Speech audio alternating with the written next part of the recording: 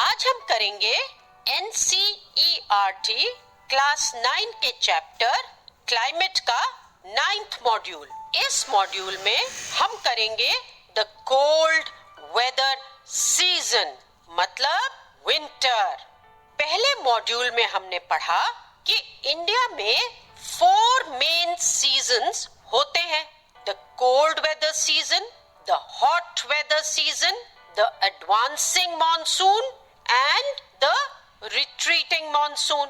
ये seasons throughout India में होते हैं, मगर कुछ रीजनल वेरिएशंस के साथ, मतलब ये थोड़ा बहुत वेरी करते हैं फ्रॉम रीजन टू रीजन, मतलब इनमें थोड़ा बहुत डिफरेंस होता है हर एक रीजन में। मतलब एक रीजन में थोड़ा डिफरेंट होगा, दूसरे रीजन में थोड़ा डिफरेंट होगा हर एक सीजन। जैसे कोल्ड वेदर सीजन साउथ में डिफरेंट होगा और नॉर्थ में डिफरेंट होगा, मगर कोल्ड वेदर सीजन पूरी कंट्री में होगा। तो अब डिस्कस करते हैं द कोल्ड वेदर सीजन मतलब विंटर। इंडिया में कोल्ड वेदर सीजन शुरू होता है मिड नवंबर से, और कहां पे? In the northern parts of the country, और स्टे करता है टिल फेब्रुअरी। इस सीजन के कोल्डेस्ट मंथ्स होते हैं दिसंबर और जनवरी, और कहां होते हैं? ये होते हैं in the northern parts of India. Winter में सबसे ज्यादा ठंड इंडिया के नॉर्दर्न पार्ट्स में होती है। साउथ की तरफ जाने से टेम्परेचर इंक्रीज होने लगता है। अब भाई ऐसा क्यों होता है कि जैसे जैसे हम साउथ की तरफ जाते हैं टेम्परेचर इंक्रीज हो जाता है, मतलब गर्मी ज्यादा होने लगती है। ऐसा इसलिए क्योंकि इंडिया के साउथ में इंडियन पेनिनसुला है, और इस पेनिनसुला के तीनों तरफ बताओ क्या है? यस, तीनों तरफ सीज एंड ओशंस हैं। बे ऑफ बंगाल है, इंडियन ओशन है और अरेबियन सी है। इस वजह से इंडियन पेनिनसुला पर इन वाटर बॉडीज का मॉडरेटिंग इफेक्ट होता है। मॉडरेटिंग मतलब न ज्यादा ठंड न ज्यादा गर्मी। यहाँ का temperature difference of winter and summer seasons बहुत ही कम होता है। पूरे ईयर के टेम्परेचर्स में भी बहुत कम डिफरेंस होता है। इसीलिए इस पार्ट ऑफ इंडिया में बहुत ठंड नहीं पड़ती। तो अब समझ आ गया होगा तुम्हें कि साउथ में ठंड क्यों नहीं पड़ती, क्योंकि वहां पेनिनसुला रीजन है और तीनों तरफ ओशंस है, वाटर बॉडीज, जिसका जो इफेक्ट होता है वो मॉडरेटिंग होता है, मतलब न ज्यादा ठंडा और न ज्यादा गर्म। इसीलिए इस पार्ट ऑफ इंडिया में बहुत ठंड नहीं पड़ती। अगर हम चेन्नई, जो ईस्ट कोस्ट ऑफ इंडिया में है, का एवरेज टेम्परेचर ले विंटर सीजन में, तो वो होगा बिटवीन 24 to 25 डिग्री सेल्सियस। अब हम इसको कंपेयर करते हैं नॉर्दर्न प्लेन्स के टेम्परेचर से। वहां जो है एवरेज टेम्परेचर होगा between 10 degree to 15 degree Celsius. तो विंटर्स में अगर हम साउथ ऑफ इंडिया से नॉर्थ ऑफ इंडिया जाएं तो हम डिक्रीज इन टेम्परेचर एक्सपीरियंस करेंगे। मतलब as we move from south to north ठंड बढ़ती जाती है, टेम्परेचर्स कम होते जाते हैं। विंटर में मतलब इस समय जिस सीजन की हम अभी बात कर रहे हैं, नॉर्थ इंडिया में डेज थोड़ा बहुत वार्म हो जाते हैं, मगर जो नाइट्स होती हैं वो बहुत कोल्ड रहती हैं। नॉर्थ में फ्रॉस्ट कॉमन होता है इस सीजन में। अब फ्रॉस्ट क्या होता है? फ्रॉस्ट जो होता है वो small crystals of white ice होते हैं जो जम जाते हैं ग्राउंड, यानी कि किसी सरफेस पे जब टेम्परेचर बिलो फ्रीजिंग पॉइंट होता है, मतलब इतनी ठंड पड़ती है नॉर्थ में कि फ्रॉस्ट हो जाता है। मगर जो हायर स्लोप्स ऑफ हिमालयाज हैं वहां पर तो स्नोफॉल होती है। इतना ठंड होता है वहां पे कि स्नोफॉल होने लगती है। तो चलते हैं, एक क्विक रिकैप कर लेते हैं। इंडिया में 4 मेन सीजन्स होते हैं। और कौन से सीजन्स हैं जरा बताओ सोच के। ये हमने अभी करा है। हाँ, the cold weather season winter, the hot weather season summer, और मॉनसून्स के हो गए the advancing monsoon and the retreating monsoon. Winters north India में मिड नवंबर टू फरवरी होते हैं। दिसंबर और जनवरी कोल्डेस्ट मंथ्स होते हैं। और विंटर में सबसे ज्यादा ठंड इंडिया के नॉर्दर्न पार्ट में होती है as compare to south India. अब इसका रीजन क्या है ये बताओ। ये तो बहुत अच्छे से हमने डिस्कस करा था, तो चलो हम ही बता देते। साउथ इंडिया एक पेनिनसुला है जिसके 3 साइड्स में वाटर बॉडीज हैं, और ये वाटर बॉडीज इंडियन पेनिनसुला पर अपना मॉडरेटिंग इफेक्ट डालती हैं। तो इसीलिए temperature difference between summer and winter यहाँ पर बहुत कम होता है। टेम्परेचर डिक्रीज होता है। अगर हम कहां से जाएं, कहां से कहां जाएं? अगर हम साउथ से नॉर्थ में जाएं, नॉर्थ इंडिया में डेज स्लाइटली गर्म होते हैं, वार्म, मगर नाइट्स कोल्ड होती हैं। फ्रॉस्ट कॉमन है नॉर्दर्न एरिया में, और higher slopes of the Himalayas में स्नोफॉल होती है। Now let's do a quick revision. The northern parts of India are cooler in winter as compared to South India. Reasons, what are the reasons? The reasons are South India comprises the peninsular region, means the peninsular region that is there is what we call as South India, and this region is surrounded by water bodies on 3 sides. These have a moderating influence on the region. The temperature difference between summer and winter is very less. Temperature decreases from south to the north. Days are slightly warm, nights are cold in the north, and frost is common in the north, and snowfall occurs in the higher slopes of the Himalayas. तो हम बात कर रहे हैं winter season की। अब जब यह विंटर सीजन है तो बताओ हाई प्रेशर कहां पे होगा? सोचो, ये तो हमने बहुत बार करा है। Obviously on land. ये तो आपको पता ही है कि विंड्स जो हैं वो हाई प्रेशर से लो प्रेशर की तरफ ब्लो करती हैं। इस समय इंडिया में north east trade winds prevail करती हैं, मतलब ब्लो करती हैं। कौन सी winds? North east trade winds. फिर से पूछते हैं हम आपसे, कौन सी विंड्स? Yes, north east trade winds blow करती हैं। अब ट्रेड विंड्स क्या है? ट्रेड विंड्स वो सरफेस विंड्स हैं जो lower part of the troposphere में ब्लो करती हैं। और कहां पे? On both sides of the equator. तो ये हमने पढ़ा है कि सरफेस विंड्स जो हैं वो ग्राउंड के बहुत ऊपर नहीं होती हैं, तो ट्रेड विंड्स जो हैं वो सरफेस विंड्स हैं और ब्लो करती हैं on both sides of the equator. Northern part of India में एक फीबल हाई प्रेशर डेवलप होता है, मतलब हाई प्रेशर तो होता है मगर इतना तेज नहीं होता, हल्का होता है, वीक होता है, फीबल होता है। और ये विंड्स मूव आउट करती हैं इस एरिया से, high pressure to low pressure.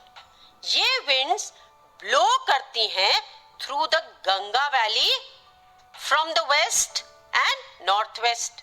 इस समय यहाँ का वेदर कोल्ड होता है, मतलब टेम्परेचर लो होता है। क्लियर स्काई, फीबल विंड्स और लो ह्यूमिडिटी होती है। तो ये हो गए कैरेक्टरिस्टिक्स की, temperature low, clear sky, feeble winds और लो ह्यूमिडिटी। तो चलो एक क्विक रीकैप कर लेते हैं। इस समय एक हाई प्रेशर डेवलप होता है लैंड पर, क्योंकि इस समय विंटर्स होते हैं, और लो प्रेशर बनता है वाटर पर।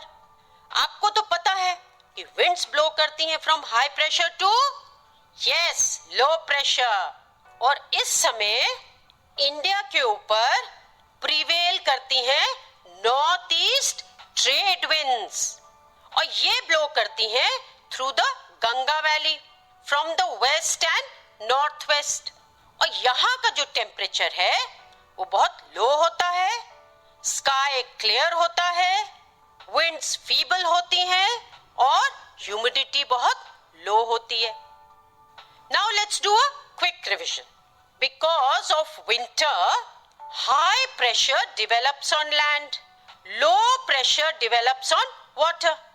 Winds blow from high pressure areas to low pressure areas, and these are northeast trade winds.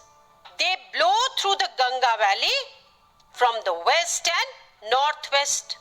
Here, temperature is low, sky is clear, winds are feeble and humidity is low. तो जब ये winds land से, मतलब India से oceans की तरफ जा रही होती हैं, तो ये ड्राई विंड्स होती हैं। अब बताओ क्यों? सोचो, लैंड के ऊपर से जा रही हैं तो क्या होगा? ड्राई तो होंगी, और यह इसलिए कि ये विंड्स लैंड पर से जाती हैं, ओशंस पर से नहीं, तो वे मॉइस्चर ही नहीं लाती, क्योंकि लैंड पर वाटर बॉडी तो है नहीं। अगर विंड वाटर बॉडी के ऊपर से जाए, जैसे सीज और ओशंस के ऊपर से जाए, तभी तो वो मॉइस्चर लेडन हो जाती हैं, तभी रेनफॉल देती हैं।